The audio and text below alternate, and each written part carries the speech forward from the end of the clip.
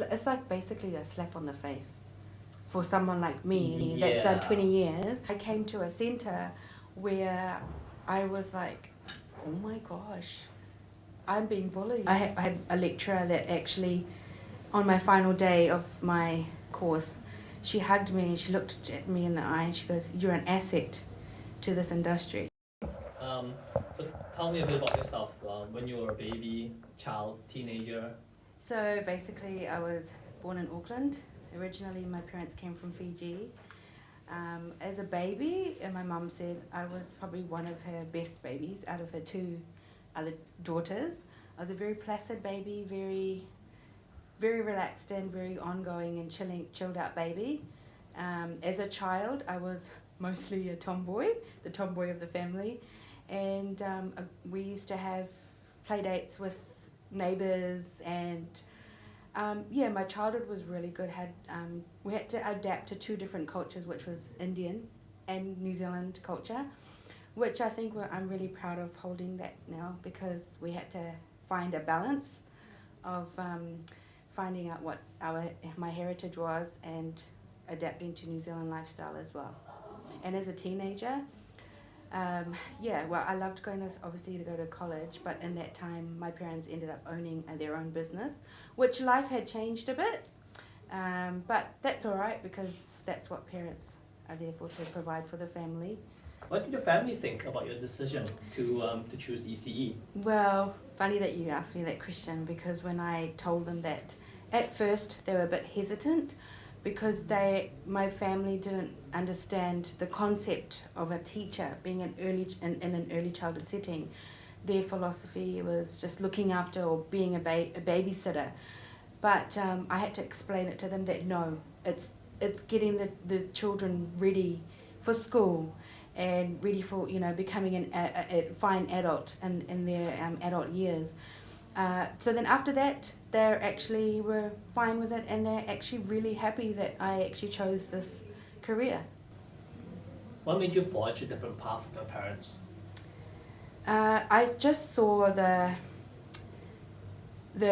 ability, like I saw the hard work that my parents had done. They owned a business for 22 years. They struggled from the day they left Fiji to come to New Zealand. And I thought, no, I don't think I could do this. And I loved being around people, being around children. So that's the reason why I entered early childhood. And do you think you will continue being in ECE? Yes, I will. And why is that, given? Because I enjoy working with children. I enjoy their development. I love just being there every day and finding out about each individual child and how they connect with the world. And tell me some difficulties with children you have faced. Yes, so I have faced many, well, not many in my career. I have faced... Fortunately. Yeah, unfortunate, pardon? Fortunately. Yeah, fortunately. I've had one child where we had to find out what her syndrome was, what her... she had a syndrome, and we had to research more about it and to understand her more and how she developed and how she was during the day, and then difficulty about a child that was severely autistic and couldn't communicate. So, and then as being a reliever, it was hard seeing that there was no support from the main team. But then when I came in and I had the knowledge of kind of soothing this child, and she settled because I just was gentle, I was calm with her. I understood that, okay, I understand you're upset, whereas the approach from a permanent teacher was different. Yeah. Oh, that's really great. What about difficulties with managers or like owners? Yeah, to be honest, I never had, never. I had one incident where I was at a centre and I was bullied. So... I feel like bullying can be quite common in ECE. Yeah, but see, in my 20 years, I never experienced that because I had such great managers and owners of the centres that I worked in. And then I came to a centre where I was like, oh my gosh, I'm being bullied. I've been a head teacher for 7 years. I was a second in charge supervisor at my previous centre for 5 years. Was never treated like this. So that I don't think that was a manager. That was more of a teacher. If you oversaw the MoE, what would you do differently? Ministry of Education. Oh wow, that's a really long question. like a really bad question. So MoE really, really, really need to support teachers. Yeah.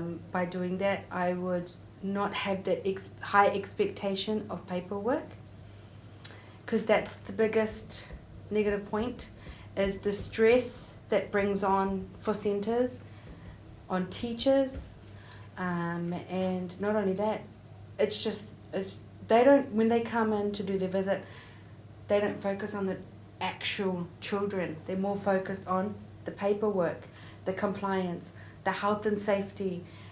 But it shouldn't be like that. It should be more on what are we doing as teachers to support these children here. They're going to be our future for New Zealand. So for MoE, they really need to stop having that expectation on teachers, on paperwork. That's why it has created what it is now, shortage of teachers, because it's the pressure. That's the main thing of MoE.